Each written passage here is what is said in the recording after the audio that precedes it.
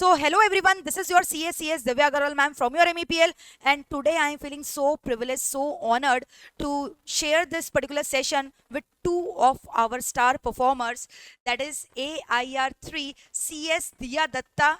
We have today CS Diya Datta, who is All India rank. She has secured All India rank 3. Okay, in her CS professional journey, she has cleared her CS and added the prefix CS before her name. So really, Dia, it means a lot that today you have taken out your valuable time and you are sitting here in front of us to share all your valuable insights with us. So it is really commendable and appreciable. And अभी picture बाकी है मेरे दोस्त, क्योंकि आज हमारे बीच में बैठी है AIR7 प्रेरणा अग्रवाल. सो इसको बोलते हैं भाई दोस्तों women empowerment. Both of our girl students have bagged single digit all India rank in their CS journey, in their CS professional journey, and they have added the prefix CS before their name. So we have Diya Datta, all India rank 3. We have Prerna Agarwal, all India rank 7. So I am really overwhelmed. I just cannot express my happiness कि आज जो है आप लोग आए हो अपना कीमती समय निकाल कर और MEPL में जो है बाकी अपने एस्पिरेंट्स को मोटिवेट करने के लिए. So thank you for taking out your valuable time and joining us. Yes, thank you so much. So we are going to start with this interview session. एक एक करके ना मैं आपको माइन्यूटली बताऊंगी कि एक एस्पिरेंट का जर्नी कैसा होता है. मैं आपको बता दूं कि दिया एंड प्रेरणा जो है दोनों ही MEPL से पढ़ी हुई बच्ची हमारी, और किस तरह से इन्होंने अपने स्ट्रगल्स को, अपने हार्ड लाइफ को जो है फेस किया है, चैलेंजेस को फेस किया है, and after doing lot of sacrifices and with so much dedication now they have added the prefix CS. तो आज जैसा कि बहुत सारे Diya and Prerna lot of aspirants keep us complaining us कि मैम ये कोर्स तो इतना डिफिकल्ट है, कंप्लीट ही नहीं होता है, सिलेबस इतना वास्ट है, जो इंस्टीट्यूट है ना पासिंग परसेंटेज कम पे कम करते जा रहा है. तो ये सारे जो स्ट्रगल्स है, ये सारे जो थ्रेट्स है, ये आपके भी दिमाग में आते होंगे, ये एडवर्सिटीज की कैसे होगा, क्या होगा. तो आपने इस चीज़ों को कैसे ओवरकम किया, क्योंकि आजकल आप जानते हो सोशल मीडिया का कैसा ज़माना हो चुका है. लोग मोटिवेट से ज़्यादा आपको डिमोटिवेट करते हैं. तो मैंने देखा है हर समय जैसे ही रिजल्ट्स आउट होते हैं ना, एक इंडस्ट्री में एक नेगेटिव स्टीरियोटाइप चालू हो जाता है, यार ये कोर्स क्या कर रहे हो, इंस्टीट्यूट क्या कर रहा है, रिजल्ट्स इतना पुअर हो रहा है. तो और आपको पता है हमारा इंस्टीट्यूट का पैटर्न क्या है, यार सारे बच्चे जो अपीयर करते हैं वो पास नहीं हो सकते.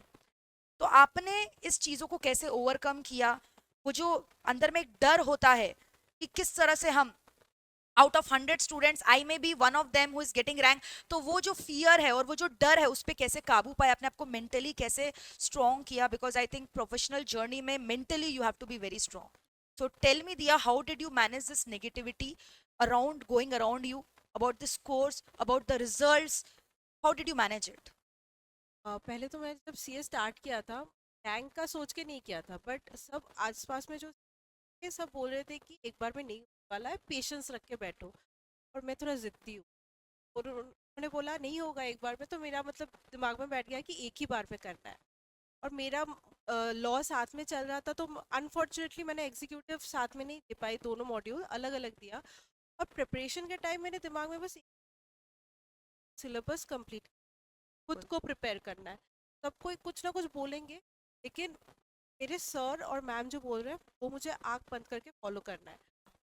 और बाहर का जो वॉइस है ना, वो बंद करना होता है. बिल्कुल. वो मैंने मतलब, तो मैं क्या करती थी, पढ़ाई करती थी, और जब टाइम मिलता था सोशल मीडिया, तो मैंने टाइम लिमिट सेट कर दिया था कि एक घंटा देखूँ. मैं मैं एक्चुअली आर्ट में इन्वॉल्व हूँ, तो मैं Okay. ड्रॉ करती थी. उससे मेरा स्ट्रेस कम होता था, और मैं बाहर का वॉइस पूरा मतलब शट डाउन करती. जितना बाहर का सुनूंगी ना, उतना हम्म. खुद पे से कॉन्फिडेंस चला जाए. बिल्कुल. यानी stay away from negative people who is going to demotivate, and you have to be very focused. जो चीज़ आपको अच्छा नहीं लगता आप उसको शट डाउन करो अपने लाइफ से. Right.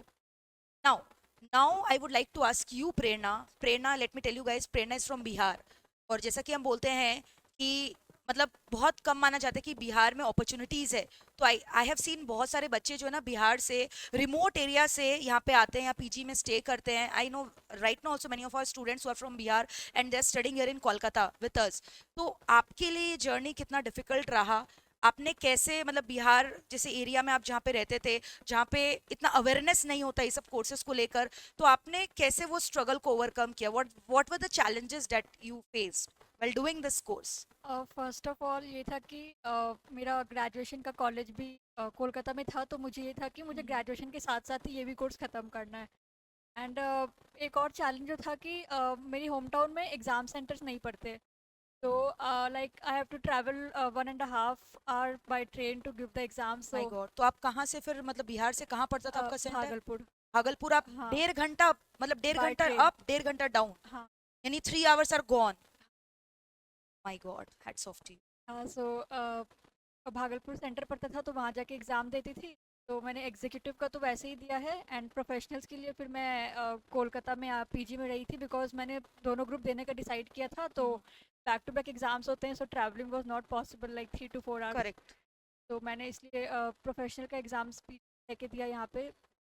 That was the major problem, that exam centre में आना ही पड़ते। फिर मैंने क्लासेस भी सारे ऑनलाइन किए थे, तो घर पे रह के थोड़ा मोनोटोनस हो जाता है कि आप जब क्लास में पढ़ते हो तो बाकी सारे बच्चे से मिलते हो, तो यू गेट मोटिवेटेड, बट घर पे बंद कमरे में बैठ के पढ़ना इज़ नॉट ईजी। तो जब भी करेक्ट। कभी डीमोटिवेशन होता था तो मैं घर पे मम्मी से बात करती थी, एंड बस थोड़ा टीवी वगैरह देख लेती थी, यही सब था।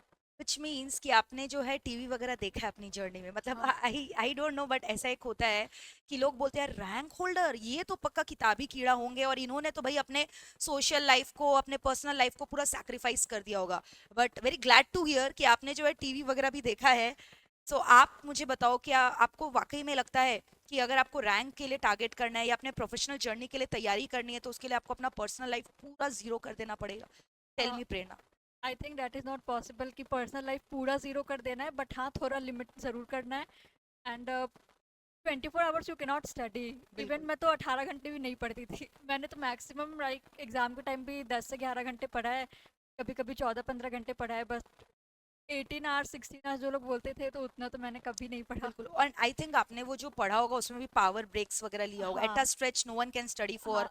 14-15 लॉन्ग आवर्स। सबसे ज़्यादा इंपॉर्टेंट चीज़ ये था कि मैं अपना एक टू डू लिस्ट बनाती थी, ताकि मुझे वेरी पता गुड। रहे कि मुझे पढ़ना क्या है नेक्स्ट डे, और ये भी पता रहे कि मैंने जो टारगेट्स बनाया है तो उसमें से मैंने पढ़ा कितना। Like it's not possible to complete all the list every day. बिल्कुल। वो एक चीज़ था। यानी प्रेरणा वांट्स टू से कि अगर आपने प्लानिंग नहीं किया है ना तो बहुत डिफिकल्ट होने वाला है। जो बच्चे स्ट्रैटेजी बनाकर, प्लान्स बनाकर पढ़ाई करते हैं, so they are really the winner. जैसा कि दिया ने भी बोला कि मैम मैंने जो है कभी रैंक के लिए नहीं सोचा था। इसने बोला कि मैंने खाली सिलेबस कंप्लीशन के बारे में सोचा था and I used to enjoy my studies. So I think you should be passionate about something. अगर आपके अंदर पैशन है, जज्बा है, ज़ील है, आप कुछ भी कर लोगे। राइट दिया? Yes, you tell me Diya. And let me tell you guys, मेरा भी AR3 आया था, Divya, Diya, so it resembles a lot. ठीक है। सो मतलब मुझे लगता है मैंने भी अपने मोमेंट्स को रिविजिट कर लिए इनको देखकर। it really feels very special when you get the rank. So Dia, you tell me your experience when you came to know that you are AIR3. So I just want to know every bits and moment of that time, matlab jitna bhi you can closely recall the things, you just express your feelings. How was the feeling that time? 11 बजे से किया था, तो हाँ। देखने के बाद मैं मम्मी पापा को बोली और बैठ गई। तो और 2 मिनट बाद मैंने सोचा कि ठीक है, एक बार कैलकुलेट करके देख लेती हूँ 5% से ज़्यादा आया है या नहीं। देखा तो लगा कि ठीक रैंक आएगा, कितना आएगा वो नहीं पता था क्योंकि लिस्ट नहीं निकली। मेरा ईटीपी चल रहा था। ईटीपी फ्रेंड ने फ़ोन करके बोला कि उन्होंने टॉप 3 का लिस्ट और बोला अपनी दिया है। तो तब मुझे जब रैंक का पता चला, मैं पूरा 1 घंटे रोई। एक तो क्योंकि मुझे ये नहीं पता था कि क्या या 3 आ जाएगा। You tell me Prerna, the day before exam, मतलब आई थिंक दिमाग जो है एकदम प्रेशर कुकर की तरह भरा हुआ रहता है, कब बस्ट हो जाए पता नहीं। वो बहुत ज़्यादा मेंटल स्ट्रेस में रहते हैं हम कि पेपर पता नहीं कैसा होगा, क्या होगा, कैसे लिखेंगे, 3 घंटे में हमें टाइम मैनेजमेंट भी करना है। तो वो बैलेंस कैसे रखा जाए? बिकॉज बहुत सारे स्टूडेंट ये भी कंप्लेन करते हैं, मैम हम पढ़ाई तो कर लिए लेकिन एग्जाम के एक दिन पहले जब एग्जाम पेपर देखा ना, ब्लैकआउट हो गया। Everything disappeared from our mind. We could not give the paper as we expected, या पेपर बहुत लेंदी था, हम लोगों ने 100 मार्क्स अटेम्प्ट नहीं किया। तो आप मुझे बताओ कि उस समय अपने आप को कंपोज रखना, काम रखना कितना एसेंशियल, और आपने क्या किया अपने आप को मेंटली स्टेबल रखने के लिए ड्यूरिंग दैट 3 hours? आता है बट हम ले लेते, आते हुए भी बाद में डेट डेट हमें तो आता था कि मैं प्रेशर नहीं लिया कि ठीक कर पा रही हूँ उतना रिवाइज करूँगी, एग्ज़ाम में जो आ रहा है वैसे ही लिखूंगी। ऐसा नहीं था एक पेपर में 100 मार्क्स का मुझे आता था और जो नहीं। One thing I would like to share कि अमेंडमेंट 10 मार्क्स के राउंड के सवाल आए थे, मैंने अमेंडमेंट ऐसा ही लग रहा था कि 10 मार्क्स से स्ट्रेट अमेंडमेंट्स में आई हूँ एंड से क्वेश्चन आ गए। बट आई थिंक प्रेरणा ऐसा होता है हम इतना पढ़ लेते हैं कि कहीं ना कहीं से we manage to write something relevant. I always keep on telling my students ऐसा नहीं होगा कि आपको 100 मार्क्स का पेपर आएगा, कुछ ना कुछ गूगली क्वेश्चंस आएंगे। तो I think you are now इतना केपेबल कि आप लिख लोगे कुछ भी, don't leave the paper. Marks का मैंने कंप्लीट किया सारे पेपर, नॉलेज था मैंने उस सारे पेपर टाइम मिला या कुछ छूट गया तो प्रेशर नहीं किया कि ये आएगा ऐसा। Very good. टेल मी दिया कि अगर आप 3 इंपॉर्टेंट टिप्स देना चाहोगे हमारे अपकमिंग एस्पिरेंट्स को जो भी राइट नाउ आपको देख रहे हैं, how to secure rank, what will be those 3 tips? Rank लाने के लिए स्पेशली क्या आपके अंदर वो बात होनी चाहिए? आपको एक्स्ट्रा क्या मेहनत करना चाहिए? पढ़ाई सब कर रहे हैं बट फिर भी हम देख रहे हैं रैंक किसी का आ रहा है किसी का नहीं आ रहा है, लोग पास हो रहे हैं कुछ लोग पास नहीं हो पा रहे हैं। तो वो क्या डिफरेंस है और उस डिफरेंस को कैसे मिटाया जाए? How should a rank holder prepare for? Any 3 important tips which you think is important for them? जो है, और अगर क्वेश्चन सॉल्व करना चैप्टर के question या तो पिछले साल का क्वेश्चन, और आप हमेशा इंस्टीट्यूट का ही बुक है, बाहर से कुछ आएगा नहीं। Very good. सेकेंड, मेरा बचपन में आदत है, मैं बहुत पढ़ लिया एक चैप्टर 10 मिनट टाइम बाद लिखती देखने की याद है या नहीं। मेरा राइटिंग प्रैक्टिस वेरी स्पीड था, सेंटेंस फ्रेमिंग, और ये भी था जब मैं ये आंसर लिख पा रही हूँ मतलब समझ में आ गया। और जो था वो तो एक था कि टारगेट बाय सैटरडे, ये टारगेट मुझे ख़त्म करना है, बस संडे का प्रॉब्लम ख़त्म करो। अगर संडे को अगर सैटरडे तक ख़त्म हुआ तो संडे में घूमने जा पाऊंगी। By Saturday that means consistency चाहिए, डेडलाइन सेट करना is very essential, and writing practice. कि मैंने देखा है अक्सर बच्चे कंप्लेन करते हैं वंस दे डोंट क्लियर कि मैम हमारा क्लियर नहीं हुआ, then when I ask them did the writing practice, the answer is no. तो आई थिंक सीएस की जर्नी में राइटिंग प्रैक्टिस बहुत बहुत इंपॉर्टेंट है प्रेरणा, राइट? आपने भी राइटिंग प्रैक्टिस किया था क्या? तो राइटिंग प्रैक्टिस इंपॉर्टेंट है। और आपने जैसा बोला दिया पास्ट ईयर के पेपर सॉल्व करना, इंस्टीट्यूट का module, that is very important. तो you tell me writing practice कितना इंपॉर्टेंट है which student should not ignore? Writing practice is very important because हम पढ़ तो लेते हैं सब कुछ बट एग्जाम में जो क्वेश्चंस आ रहे हैं हम उसको आंसर कर पा रहे हैं कि नहीं, that is very important. Exam जिस टाइप के क्वेश्चन सोच से उसे आंसर कर, writing practice is very important. And because मेरा न्यू सिलेबस था तो I was not having any reference points to previous year papers, तो मैंने प्रैक्टिस की। कभी कभी मुझे ऐसा भी लगता सिलेबस में में नहीं नहीं। प्रॉब्लम था बट मैंने सारे पेपर लाइक थे अवेलेबल, मैंने उनको प्रैक्टिस किया, बाद में उसको वैल्युएट करना भी बहुत। Writing practice very very important. Prerna, tell me what is the importance of your parents in your journey and your close family members or friends? How important did they play in your journey? सारा role था, मतलब मैं तो बस पढ़ाई ही करती, बाकी सारा रोल तो उनका ही था। रिजल्ट वाले दिन I was more happy for my parents that they are happy. जैसे कि आपने बोला you use to stay here in PG, तो आई थिंक पीजी में रिस्पॉन्सिबिलिटीज भी बहुत ज़्यादा होते हैं आपके हाँ। ऊपर, तो आपने वो कैसे मैनेज किया? और मतलब इतने पेरेंट्स से, जैसे I think you are very close जिस तरह से आप बता रहे हो, तो आपने वो दूरी कैसे तय की? मतलब क्या कभी ऐसे लगा कि यार अभी इमोशनली आप बहुत शैटर फील कर रहे हो, you want to go back to your family, तो उस चीज़ पे कैसे कंट्रोल किया अपने आप आपने उस समय? टाइम पे लाइक मैं घर पे पढ़ती थी एंड प्रोफेशनल के टाइम पे मेरा आना जाना लगा रहता है। घर पे पढ़ना is like next level comfort. बहुत लोग बोलते हैं कि घर पे पढ़ाई नहीं होता है बट मेरा घर पे ही। बिल्कुल। एंड प्रोफेशनल के टाइम पे जब मैं लाइक काफ़ी टाइम पीजी में लेके पढ़ी तो मैं I use to feel the difference की घर का कंफर्ट यहाँ नहीं है। यहाँ पे आपको अपना काम भी करना है, घर पे तो आपको बस बैठ के पढ़ाई करना है, सारा सब का ही था, पढ़ाई करना। So proud of you. तो अभी बताओ कि प्रेरणा आपका फ्यूचर प्लान्स क्या? I think right now you are doing your internship, you are completing your internship.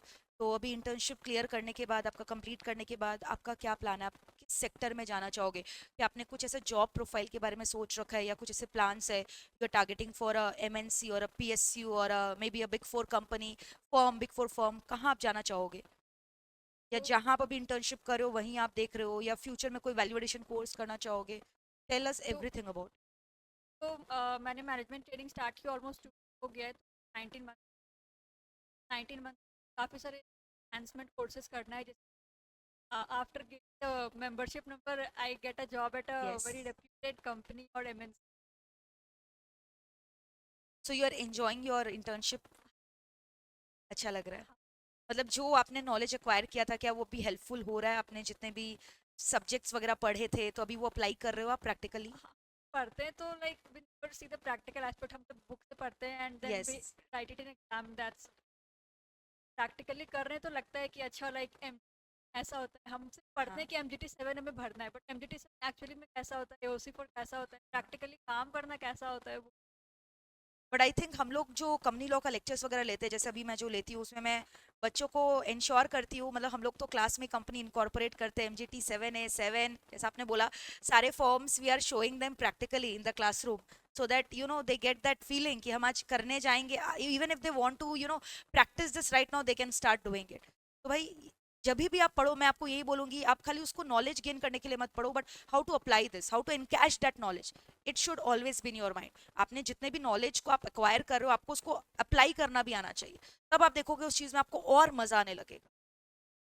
Now दिया, आप मुझे बताओ आपका फ्यूचर प्लान्स क्या है अभी राइट नाउ? जैसा कि इंटर्नशिप, आप कहाँ से इंटर्नशिप कर रहे हो, और कैसा आपका जर्नी इंटर्नशिप का? मैंने एक्चुअली अभी तक इंटर्नशिप स्टार्ट नहीं किया। अब 15 अक्टूबर से स्टार्ट होगा। मेरा आईटी से रिलेटेड में स्टार्ट होगा। और कमेंडेबल। अभी जो 21 मंथ्स है वो मार्च में मेरा बार काउंसिल का एग्ज़ाम है। फिर भी बार काउंसिल का एग्ज़ाम देने के मन है करूँ related course. Asking about. Yes, Yes. Related course. और उसके बाद मन है या तो बहुत बड़ा लिस्ट। मतलब you want to pursue job in a some yes, listed job. Company, PSU या लिस्टेड या पीएसयू, ओके। ऐसा कुछ एस्पिरेशन है आपको, अपना कुछ स्टार्टअप करना है या बिजनेस करना है, maybe 5 years down the line? अभी तो काम सीख। Very good. You tell me one more thing Diya, जैसे सीएस करने के बाद आपको क्या लगता है आपके करियर में क्या वैल्यू एडिशन आया? ये कोर्स से आपको क्या सीखने को मिला? What did you learn? जैसा कि we keep on saying CS are the law gurus, तो अभी आपको ऐसा फीलिंग आता है कि यार ये लॉ में तो मेरा अपर हैंड है, मुझे कोई भी कुछ पूछा, I can just tell them about the compliances, non compliances, everything, I know everything of it. You are having that confidence और नॉट? हाँ, अभी रिजल्ट के बाद आ गया है कि आता होगा इसलिए पास की। बाप रे, you are just being modest, you are securing AR3 and then आप ऐसा बोल रहे हो कुछ तो आता होगा, आपको सब आता है आई थिंक। वो था, वो है। और ये तो मुझे पता चलने वाला। बिल्कुल। तो कुछ लोग अभी भी बोलते हैं कि मतलब इससे मतलब ना नहीं होगा अभी का क्या ही रोल होगा। बट फैक्ट है कि कंप्लायंस है, लॉ ही नहीं कर कैसे करते बिल्कुल हैं। बिल्कुल, I do agree with you, with due respect to all the courses, but हर एक कोर्स का एक अपना ही आई थिंक एडवांटेज होता है। जितना अच्छा लॉ को इंटरप्रेट एक सीएस कर सकता है, आई थिंक उतना कोई और डिग्री में उतना कंप्लायंसेस नहीं सिखाया जाता, because your course itself says it. आपके कोर्स में आप देखते हो आपका प्रोफेशनल में 700 मार्क्स का लॉ है, एग्जीक्यूटिव में if I talk about 600 marks का law including the tax law. So I think जिनको लॉ से प्यार है they should definitely opt for this course, मुझे ऐसा लगता है। भाई सीएस में तो आपको लॉ के बारे में एक एक चीज आता है, चाहे वो सिक्योरिटी लॉ हो, कंपनी लॉ हो, लेबर लॉ हो, ऐसा कौन सा लॉ नहीं है जो आपको नहीं सिखाया जाता है? इवन ड्राफ्टिंग करना, आज सीएस का role, if you tell me Prerna, you talk about the role of a CS, क्या क्या कर सकता है आप बताओ, क्योंकि बहुत सारे एस्पिरेंट्स अभी भी मिसगाइड होते हैं, मिसलीड होते हैं कि क्या रोल है एक सीएस का। तो आप बताओ एक सीएस क्या कर सकता है। सबसे मेन रोल तो कंप्लायंस बिल्कुल इज अ थिंग, कंप्लायंस से नॉन कंप्लायंस। बिल्कुल। सो काफ़ी सारे न्यूज़ हम लोग देखते हैं कि कंप्लायंस किया, दैट इज़ द वन में कंप्लायंस ऑफिसर आजकल एडवाइजरी में काफ़ी ज़्यादा एडवाइजरी, ऐसा नहीं है कि लॉ तक ही वो लोग, टैक्स में भी प्रैक्टिस करते हैं, टैक्स में particular compliance officer advisory can be a KMP. सबसे मेजर अमेंडमेंट तो कंपनीज एक्ट में आया है। Manage yes. Acts as the MP. compliance certificate we have the signing power, the CS has the signing power। और मुझे लगता है जितना भी कंपनी में जो मीटिंग्स वगैरह होता है कन्वीन करने का जिम्मेदारी, उसको कंडक्ट करवाने का, वो सब मतलब कि सीएस ही बताता है मुकेश अंबानी जी को भी, भैया एजीएम कर लो, नहीं तो पेनल्टी लग जाएगा, नहीं तो कोई और इंसान एजीएम कंडक्ट करवा लेगा, सारा डिसीजन ले लेगा। भाई सीएस का रोल इज वेरी डाइवर्सिफाइड, और जैसे जैसे एमएनसीज ग्रो हो रहे हैं, कंपनीज का डिमांड ग्रो हो रहा है, वैसे वैसे सीएस का भी रोल जो है और ज्यादा डाइवर्सिफाई होने वाला है। तो बिल्कुल सीएस का रोल बहुत ज़्यादा इंपॉर्टेंट है हमारे ग्रोथ के लिए, हमारे कंट्री के इकोनॉमी के ग्रोथ के लिए। So I think all the upcoming aspirant, if they have an inclination towards law subject, they should definitely opt for this course. So thank you today for sharing your valuable insights, Diya and Prerna. Last में to wind up this session, to end, to conclude this session, कुछ भी 3 closing tips आप देना चाहोगे हमारे upcoming aspirants को, जो right now I think बहुत ज़्यादा मोटिवेटेड फील कर रहे होंगे आप दोनों की जर्नी को देखकर। Please tell any of the 3 tips that you want to give to them which will be benefiting them for their career। आज के टाइम पे डिस्ट्रैक्शन फोकस्ड है तो already ahead of one is the avoid ज़्यादा बिल्कुल second is have patience, पर में नहीं है तो and just give up. Patience is training so much Prerna. yes दिया।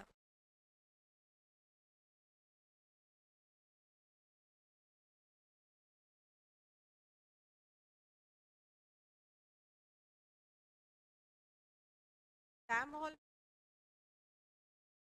मैंने मार्क्स के लिए आता है, जितना आता है बस उतना ही वो हो जाएगा, उसी में से हो जाएगा, ये सोच के जाना है। और थर्ड ये है कि नेगेटिव लोग और नेगेटिव बातों को नहीं रखना है, जितना टाइम लाइफ में नहीं रखना है, जितना टाइम कोर्स को देना है उतना टाइम मतलब पॉजिटिविटी आसपास रखना। Last question, being a girl आपने कुछ एक्स्ट्रा चैलेंजेस फेस किया क्या? Being a girl, did anyone demotivate you by saying ये तो गर्ल है, ये लड़की है, ये क्या ही करेगी, या क्या होगा ज़्यादा पढ़कर? तो आप जो हमारे अभी भी मैं देखती हूँ बहुत सारे मेरे ऐसे स्टूडेंट्स हैं who come to me and tell me कि मैम अगर ये अटेम्प्ट हमारा नहीं हुआ ना, हमारे पेरेंट्स हमें शादी करवा देंगे, या they have lost the hope, या फिर दे आर सस्पेक्टिंग अस कि वेयर आर वी गोइंग। तो आपने कभी कुछ ऐसा फेस किया क्या, और आप क्या बोलना चाहोगे ऐसी फीमेल एस्पिरेंट्स को जो ये कोर्स परस्यू करे but maybe because of some family background या फैमिली इश्यूज या relative issue they want to quit the course, what will be your guidance to them? शादी का प्रेशर घर में नहीं था, लेकिन बाहर के लोग बोलते थे कि उम्र हो गया है, और बाहर मतलब रिलेटिव्स ही, उम्र हो गया है, जॉब स्टार्ट करो। But touch wood my father has been extremely support, बोलते हमेशा बोलते रहे कि तुम पढ़ो, वो सपोर्ट है, जितना होगा मैं दूंगी, तुमको बाहर का नहीं, पढ़ो। तो फैमिली का support is very very important. और मैं पर्सनली मानती हूँ कि अगर खुद फिनेंशियली ना हो तो शादी नहीं, I mean that's my personal बिल्कुल ओपिनियन। एक स्टैंड, एक एज अ वुमन हमको ऐसा बोला गया कि ये उम्र हो गया शादी कर लो, बिल्कुल शादी के बाद पढ़ाई नहीं। आई फील पहले पढ़ाई करो, एक आइडेंटिटी। बिल्कुल, then very well said, so impressive, so impressive. इतने कम उम्र में आप इतने अच्छे से जो है अपनी बातों को रख रहे हो, it is really very commendable. What opinion you have Prerna about it? आपके ऊपर ऐसा कोई प्रेशर था, या आप क्या बोलना चाहोगे, मतलब उन बच्चों को क्या उन्हें क्विट कर देना चाहिए इस कंपल्शन में, प्रेशर में आकर? What will be your advice to them? I was very lucky. I never kind of pressure from my hmm, parents. Negative लोग तो ऑफ कोर्स बाहर में तो होते रहना है आपको, फैमिली क्या बोल रहा है, फैमिली सपोर्ट कर रहा है, हार्ट वाले आपको मैंने सपोर्ट किए थे कुछ राइडर्स, तो I have to ignore announce. Taken aback कि अरे बाप यस, रे, इसको तो बोला था नहीं करेगी, ये कर ली। Because many were not expecting the result but and you answer just everyone. Walk like a queen, slayed everyone, right? चलो, so thank you so much Diya, thank you so much Prerna for sharing your valuable advice and taking out your precious time, because I know right now you are very busy. भाई CS के बगल में बैठे हो, एक एक minute का इनको अपॉर्चुनिटी कॉस्ट है भाई, और इतना इतना कीमती समय इन्होंने आपको दिया है। तो कमेंट करिए, लाइक करिए, आपके मन में कोई क्वेश्चन है, कोई दुविधा है तो पूछिए। We all are here to sort out your problem, to sort out your queries. आप बिल्कुल पूछो, इस कमेंट सेक्शन में कमेंट करके बताओ क्या आपको ये इंटरव्यू इंस्पायरिंग लगा, मोटिवेटिंग लगा। Please go ahead and do your comment in this comment section, and do not forget to press the bell icon and subscribe our channel। and इसी तरह से आप जैसा कि देख रहे हो, अभी कुछ दिन पहले ही मैंने CMA का भी कैंपस प्लेसमेंट का जो है एक बच्चे का इंटरव्यू डाला था, who back the package of 26.5 lakhs per annum. आज आप रैंक होल्डर के संग मिल रहे हो। ऐसे ही कुछ ना कुछ आप देखोगे इस चैनल में। हम ये सेशंस कंडक्ट करते हैं सो that you guys can motivate your self, so that you guys can know the ground reality. क्योंकि आप देखते हो जो फैक्ट्स होते हैं ना वो रियलिटी पे बेस्ड होते हैं, जो आपके सामने है। और र्यूमर्स जो होता है उनका कोई सर पैर नहीं होता, तो नेगेटिव चीजों पे बिलीव करना छोड़ो, unless it is being justified by the fact. So see it yourself. आपके सामने इतने प्यारे दो बच्चे खड़े हैं जिन्होंने इतने कम उम्र में इतना अच्छा रैंक सिक्योर किया, इतने स्ट्रगल सहन किए। So why not you can be the next rank holder, why not you can be the next person bagging the highest package in the campus placement. So we are always with you, MEPL is always with you, your Divya ma'am is always with you guys। Comment करो, channel को share करो, और ये video को जितना हो सके ना पहुंचाओ दूर दूर तक सभी एस्पिरेंट्स के संग, so that they can get the real facts। Thank you so much guys, thank you so much for coming, thank you once again।